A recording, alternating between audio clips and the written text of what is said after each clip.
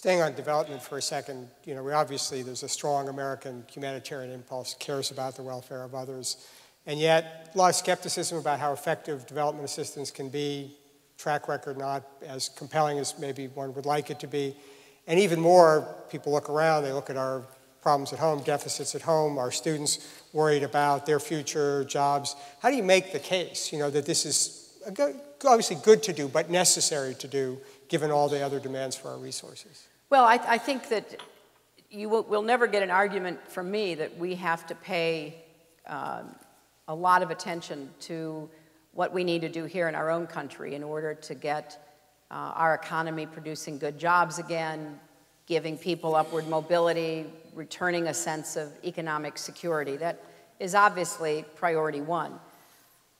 The amount of money we spend on development is such a tiny, tiny piece of our federal budget, and it helps us in so many ways.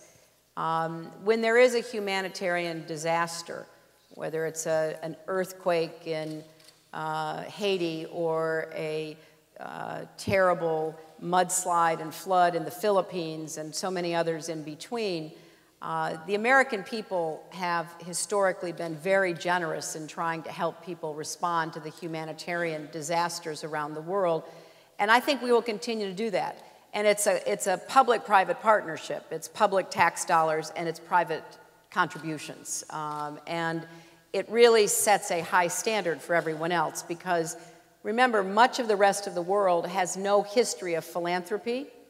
They have no history of the kind of humanitarian response that we have been known for.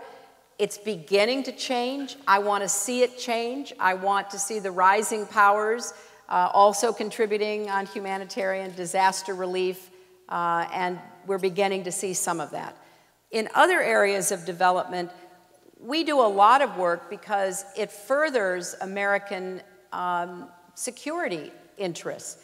We fight the HIV/AIDS epidemic or drug resistance, tuberculosis, or the spread of malaria, both because we care about the people who are impacted, but also because it's a public health challenge for us.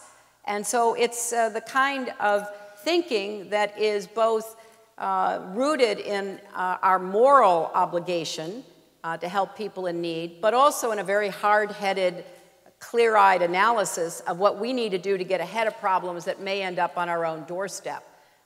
We fight battles for electoral fairness because we believe that people elected in a fair, free, transparent election are more likely to be allies of ours in many of the difficult challenges we face. So I think we do have to be smarter and more efficient to ensure that any dollar we spend that comes from us, the taxpayers of America, is well spent, is efficient, produces a result, and when it doesn't, stop doing what we have been doing and either don't do that or make it something you can justify here in the chapel or on Capitol Hill.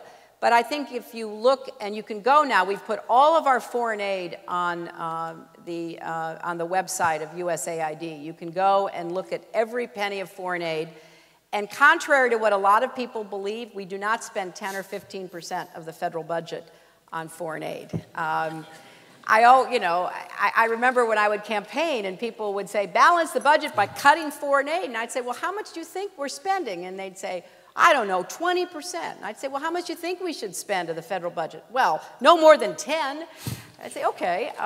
So I think that we have to disabuse people of some of the myths about foreign aid, but that doesn't mean we don't have a responsibility to ensure that every dollar we do spend is spent well and furthers our security, our interests, and/or our values.